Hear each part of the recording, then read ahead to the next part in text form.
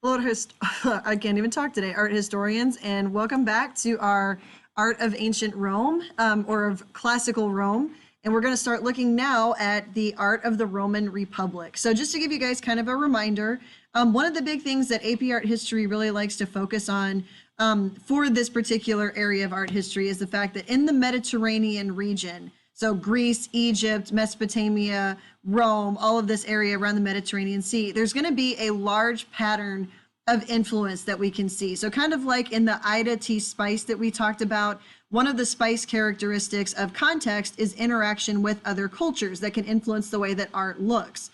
So we have seen that we know from looking at Koros Boy that Egypt definitely influenced the Greek art. We know from looking at some of the Etruscan art, like especially their little temples that they have, that they were influenced by Greeks through their influence with the Greeks within the Mediterranean.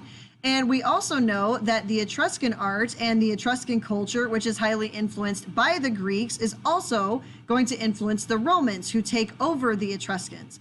So we're going to see Roman art being this mix of Greek influences, Etruscan influences, and then their own original kind of style or culture. And when we talk about in the Western world classical art, to us, we mean the art of Greece and Rome because we adopted so many of their belief systems and ideas, and along with that, we also adopted their art and architecture as well. So in 509 BCE, eventually the Latins who are living in Rome get tired of being ruled over by Etruscan kings and unite together to remove them. And they made the decision, especially after studying the things that the Greeks had done, that they no longer needed a king to rule over them. In fact, they liked that idea of demos and kratos and rule by the people. So that idea of democracy. However, the Romans are going to develop what's called the Republic. And the definition of that rests in the first three letters, REP, which is representative. So Rome, especially in the size that it is, they knew that a direct democracy where everybody who was considered Athenian, which is male landholders, could directly participate in the government and vote. So we're talking about 3,000 people getting involved in all these decisions. Instead of doing that, they would have a representative democracy where the people would elect representatives to speak for them in the Senate and making their laws. So in Rome, the Senate during the Republic was the ruling body. They were the ones who debated and made the laws and spoke for the people. Now, it's almost still a little bit of an aristocracy because to be able to be in the Senate originally, you had to have money and you had to be of upper status. So basically these were called the patrician, the very wealthy people. But there were some virtues that they were looking for in the people that they chose to be in the Senate. So the Romans, whenever they are a republic, so as the Roman government changes, we're going to see the art change. So we've already seen it change when they removed the Etruscans because Etruscan art really was the art style at the time.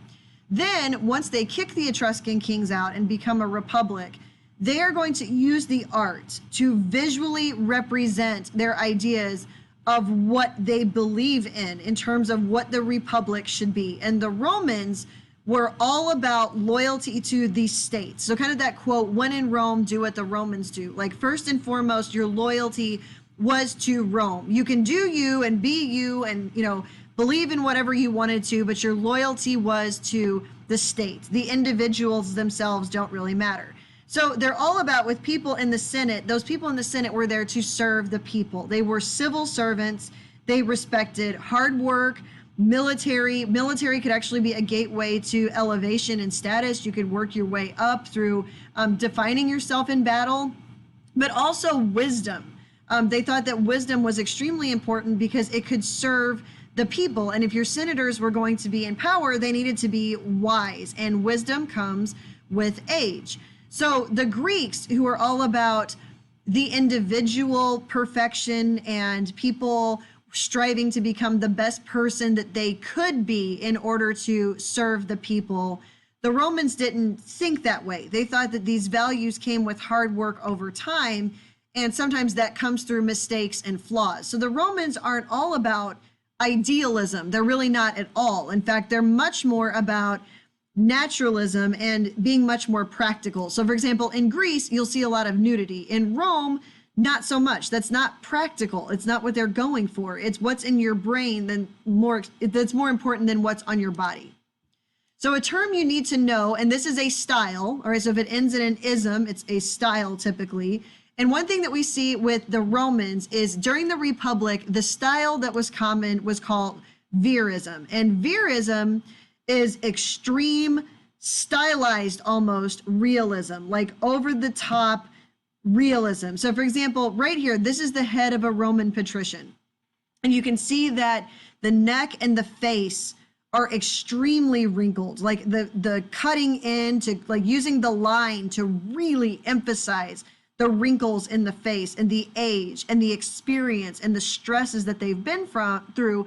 This would be done because it's a way to show this person has lived, they've experienced, they're wise, they are in the best position to be a senator, because wisdom is important when your people are making the laws.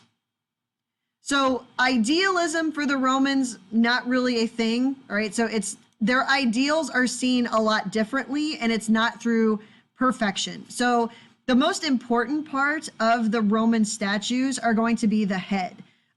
You may have a idealized body kind of taken from Greece, but you can see that this whole thing is very stylized because the bottom of it clearly looks Greek, especially with the wet drapery look that they've adopted. But the top of it has that extreme verism, old age, like it's 70-year-old face on a 20-year-old body. So obviously that's going to be very stylized.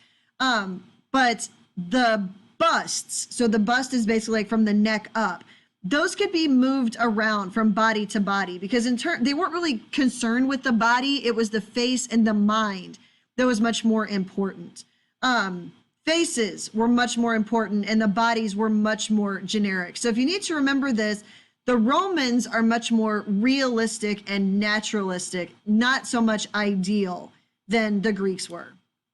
So let's take a look at Roman temples. All right, we're going to see a little bit of a change happen with Roman temples. They are going to take influences from Etruscan and Greek, but they are going to put their own spin on things. So if you take a second, you can look at this temple, which is actually Maison Curie, which is Little House in Paris, because the Romans are going to take over the area that we know today as France. So right in the middle of places like Paris, you will find little temples like this that the Romans put up whenever they were in control of this area. So take a second and look at this and see what you know is Greek, what's Etruscan, and then what's a Roman revamp or renovation.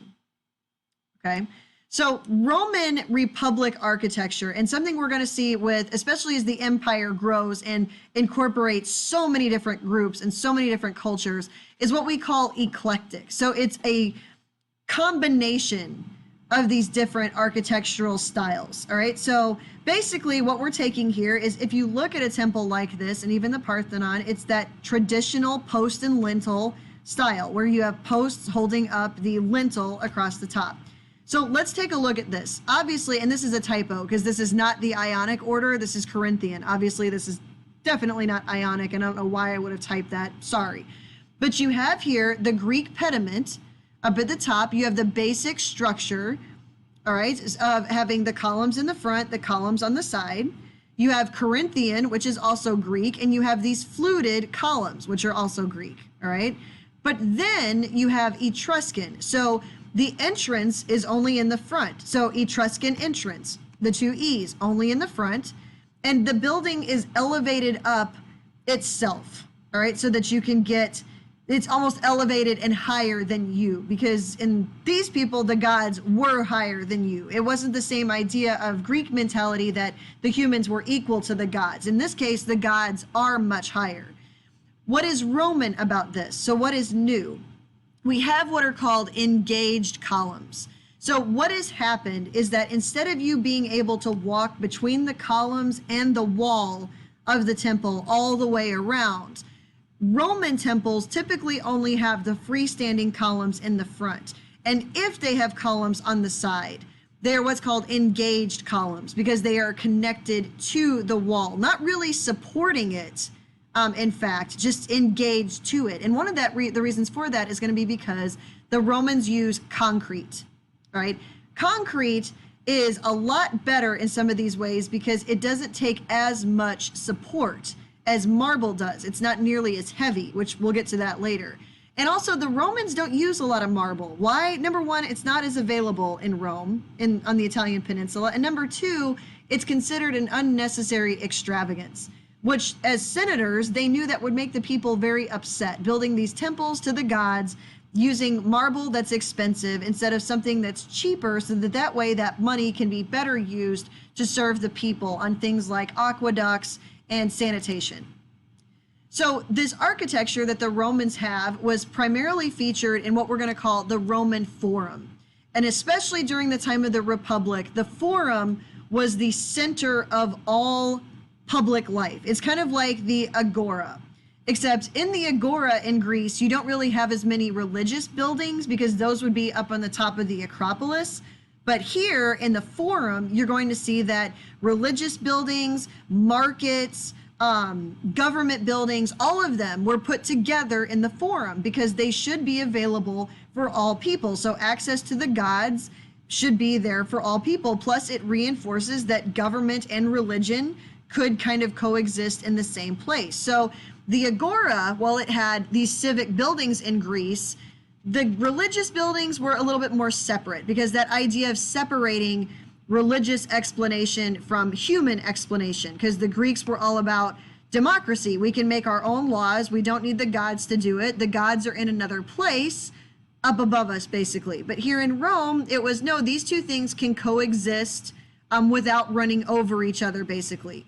So when the Forum, the Forum Romanum, so basically the Forum of Rome, when it originally is created, it's of the people. It's the Senate, it's the marketplaces, it's the religious buildings, it's for the people, by the people, of the people, and the Senate were the people. But if you take a look right here, this is the Republican Forum, or the Forum of the Republic before Julius Caesar, all right? And what is going, so you can here see like Saturny, all right, so like Saturn, that's one of the gods that they had. Eventually what's going to happen, when Julius Caesar comes along and basically establishes that Rome is now ruled by an emperor, even though he didn't call himself one, he was acting like one, then we're going to see Caesar start to add on to the Forum in his own name. So like the Forum of Caesar, which is going to kind of change its function a little bit, not just to be for the people, but to also celebrate the different rulers who added on to the Forum. So that's just kind of the introduction into Etruscan and Republican art of Rome. And we can see that as Rome grows from an empire to then having an emperor, because yes, they were actually an empire before they had an emperor, and then seeing what happens over time with those emperors before the collapse, and also with the adoption of Christianity, we're going to see the art very clearly change with it.